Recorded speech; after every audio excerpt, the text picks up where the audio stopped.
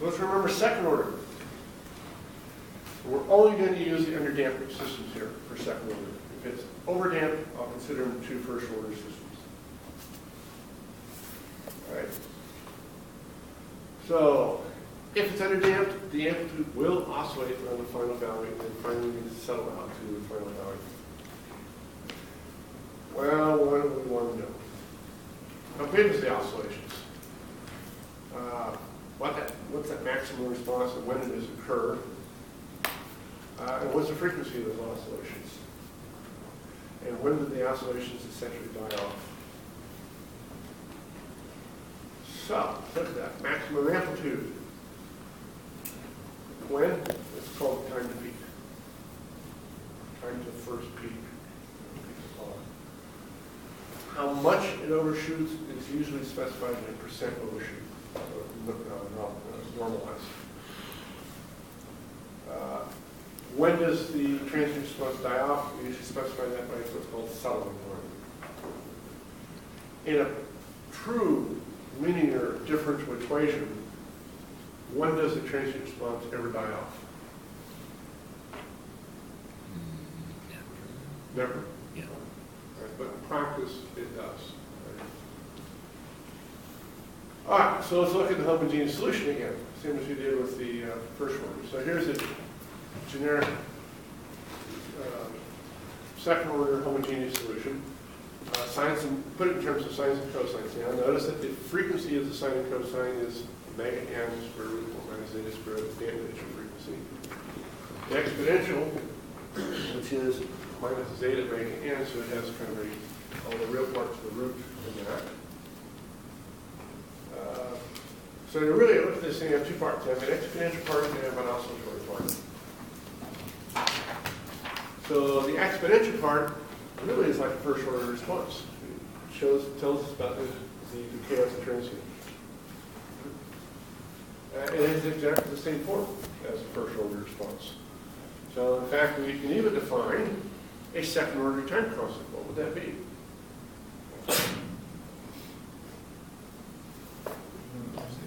Yeah. 1 over zeta omega n. So you can put that.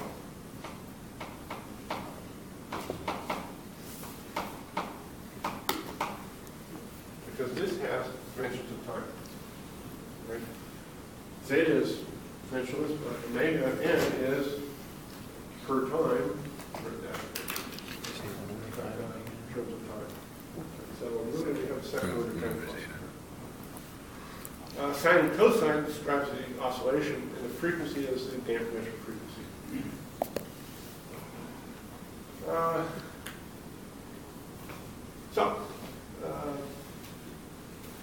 How do we find a maximum? Well, we set the derivative of the homogeneous solution.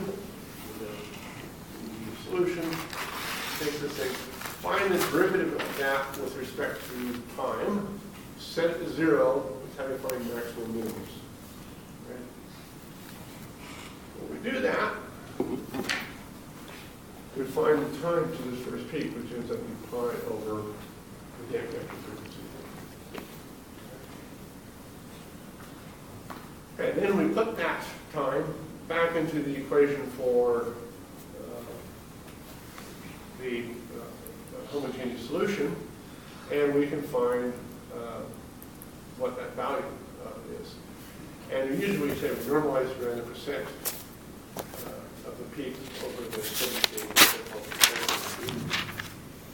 And we find that the percent overshoot, the 100 is because it's percent, but e to the minus zeta pi over square root 1 minus zeta squared. Function only of damping ratio. All right.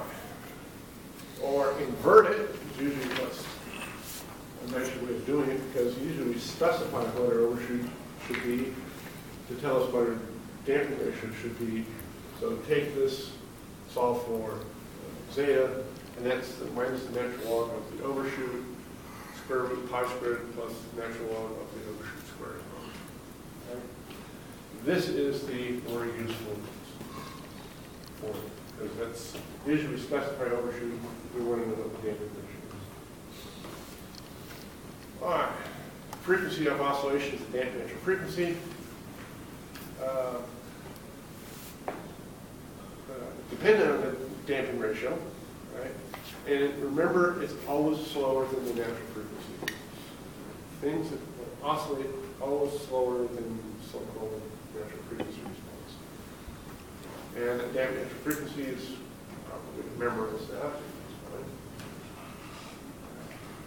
So, how long do these oscillations last? Well, we need to look at the exponential part. And we usually use the term Poisson for that. Multiple definitions. We need to make sure we define what it is. A very typical one is the time for the response to get within 5% of the final value. That's basically 3 time constants, or 3 over the beta omega naught. To get within 2% of the final value, that's 4 time constants. This is the same thing we had for first order. That's 4 over the time constant, which is a 4 time constant, which is 4 over zeta omega naught. And then to 1%, you want to go to 1%, 4.6 over zeta omega naught. And if you look at the picture of these responses, you're familiar with these. This is for the homogeneous response. Start off t equals 0 to 1. If high damped, no oscillations, damping ratio of 1 is the smallest damping I can have with no oscillation. And then I start oscillating. And lower the damping, the more oscillation, and longer it takes to settle out. Usually we look at this by step response, same things. And so it's like lower damping, oscillatory, dampens out eventually. So, here's some definitions here. The rise time from 10% to 90% of the final value. Okay. Anybody happen to remember what that ends up being? 5,200, 6,200. That's 1.8 over the natural frequency, roughly. MP is the maximum peak value, and it occurs at T to P, the time to peak. There's a steady state value on this, and the setup time is by, you look at a band that's plus or minus 5%, 2%, 1%, whatever I've just defined it. That's the time it takes to get to that, within that band and stay there. That's the settling time. And then there's one other thing, is that I might have a desired steady state response here, but it never reaches there. So that's a steady state error. Right? Because it only gets to X steady state, but I don't want it to go higher. Right? So it's kind of a summation of all the definitions.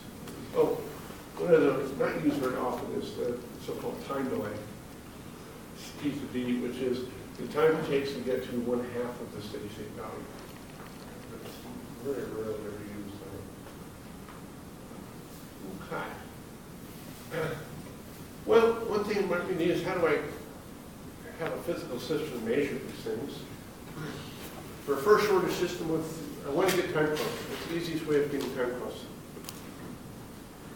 I think a first order system here, I'm going to test it and figure out what the time constant is. What's the test? Step test. What's that? Step test. Yeah, give it a step. And what am I going to do? Find a 63% point. That, however long it takes to get there, that's one time constant.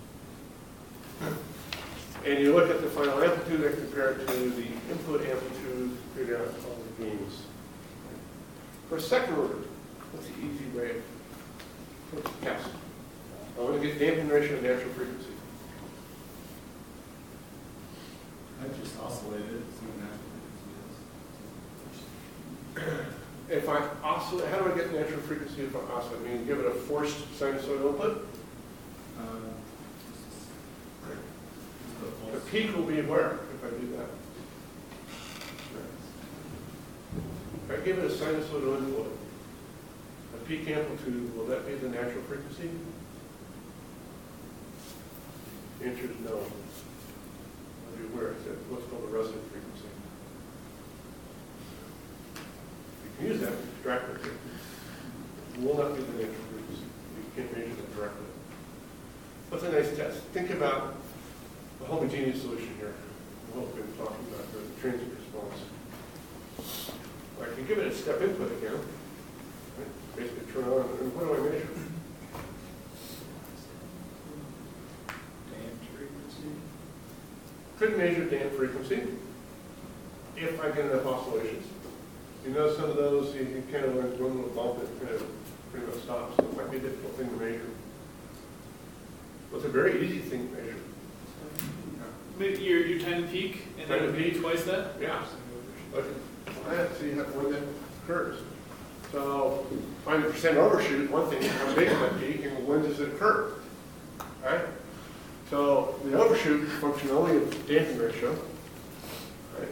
And the time to peak, which I know zeta, oh, I can extract out and make it happen. Right? Well, those are probably the easiest to do. Right? If it's a very underdamped system, measuring that damp natural frequency might be a good way of doing it. Right? But a lot of times, if it's damping ratio of like 0.5, 0.7, you see kind of one little multiple, it's hard to see anything else. Right? Settling time, very difficult thing to measure.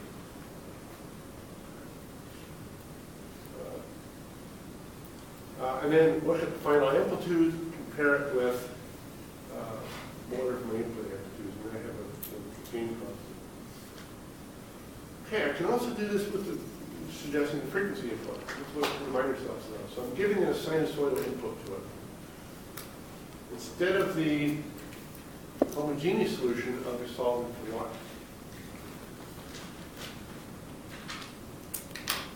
I have a forcing function. First or second order differential equation, sinusoidal input.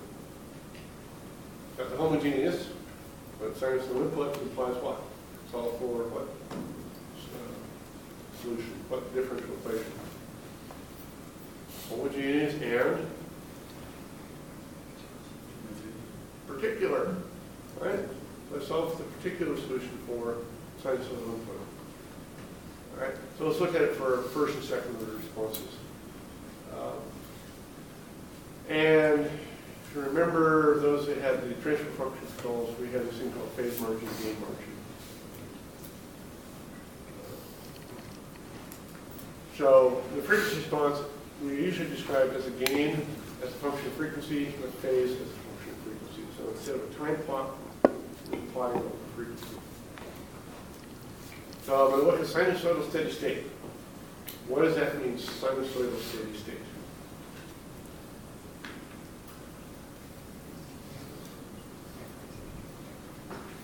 Any idea?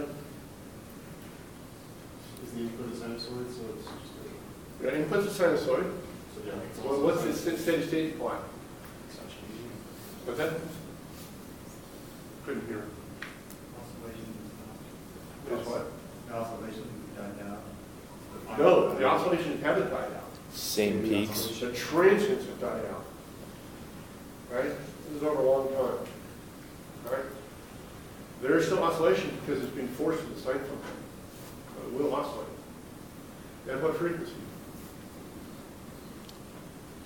Damn frequency. No. Nope. Frequency of the input. Yeah. That is shown up on the PE exam, that question. You know the answer. So I'm going to change the frequency, and I'm looking at particular solutions where we're assuming all the transients have died out. And in Laplace transforms, that means that S has gone to J omega. Math on that. And we're going to plot the magnitude as function frequency and the phase angle as function frequency. Now, first order, pretty easy. Time constant is what matters. Particular solution have two parts, have magnitude and phase. Solve for that magnitude. This is the particular solution for a first order system for sinusoidal input, which is essentially 1 over 1 plus time constant times omega squared. Phase angle minus the arctangent of time constant times omega. Right, so you solve solve your particular solutions, when things we did in vibrations class and solve these, remember how to solve differential equations. Some of us are pretty rusty on this. Here's the solution over frequency. All right? So it's normalized as the frequency of omega tau is 1. Right? And magnitude, notice we're in decibels. What's a decibel? It's a logarithmic scale. A logarithmic scale. And you notice that the frequency is also a logarithmic scale. My question is, why logs? Why do we use logarithmic scales? Yeah. Because a couple of reasons. It turns multiplication into addition, and Right. it also allows us to show the response over a really large. Yeah, it kind of compresses the data, our response into, we're going here from 0.1 radians per second up to 10. Right. And kind of compresses our magnitude data too, and allows us to do addition, which is actually a nice one.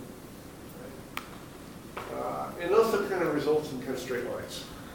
Right? There's the old joke that if you take your data, take the log enough times, eventually you'll get a straight line. All right. So what's the definition of a decimal?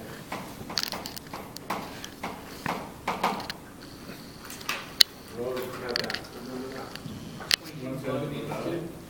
1/10 of a bell. It's a strict definition. What's a bell?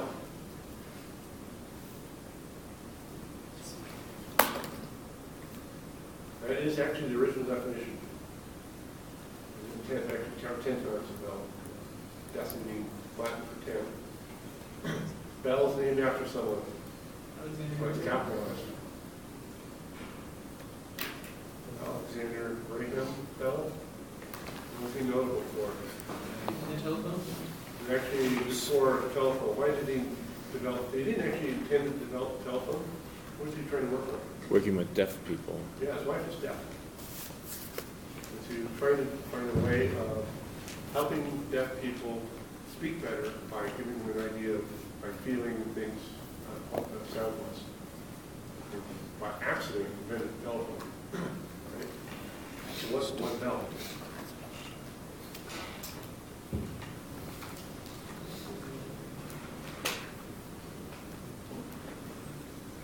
Obviously, it's something much higher than what you're hearing here. It's the minimum threshold for hearing. You get your ears tested, we usually chart with how well you can hear over different frequencies. 1 bell is the principle of the lowest amplitude human can hear. And of course, it depends on frequency, it depends on age, it depends on playing the rock band. You're married, other things.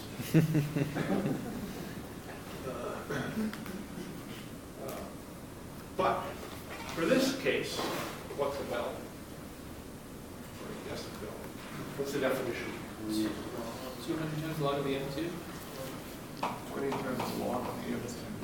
And really, essentially, the amplitude ratio, or the gain, which is output over input amplitudes. And